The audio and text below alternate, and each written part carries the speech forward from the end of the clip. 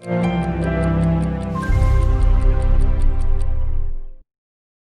decision by Twitter, Facebook, and Snapchat to lock President Trump's social media accounts in reaction to the chaos at the Capitol is one of the most tense moments between the man, the social media giants, and his supporters in his 4-year presidency.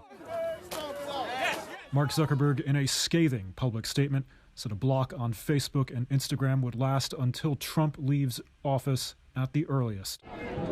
Twitter hid 3 of Trump's tweets during the incident, which it called the result of a, quote, unprecedented and ongoing violent situation, and stated that it would remain locked until he deleted the tweets altogether, which he has reportedly done.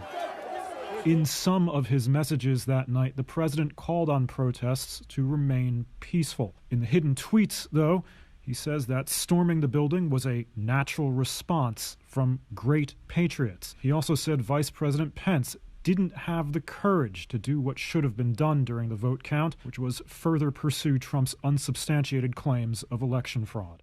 I know your pain. I know you're hurt.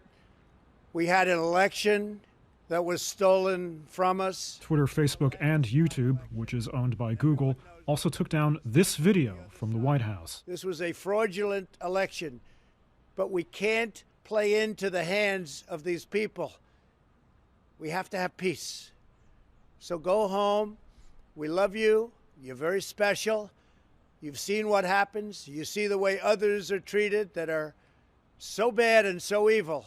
There has been fallout among the tech giants behind the scenes. At Facebook, for example, internal communications seen by Reuters show employees demanding that Trump's accounts be shut down permanently. One employee posted, quote, "Can we get some courage and actual action from leadership in response to this behavior?" And "Your silence is disappointing at the least and criminal at the worst." Facebook's communications managers quickly shut down the comments sections in those internal posts.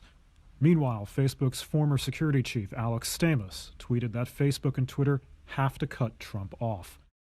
Facebook and Twitter have recently cracked down more aggressively against not just Trump's false messages, but conspiracy theorist supporters like QAnon, and reported an increase in violent rhetoric.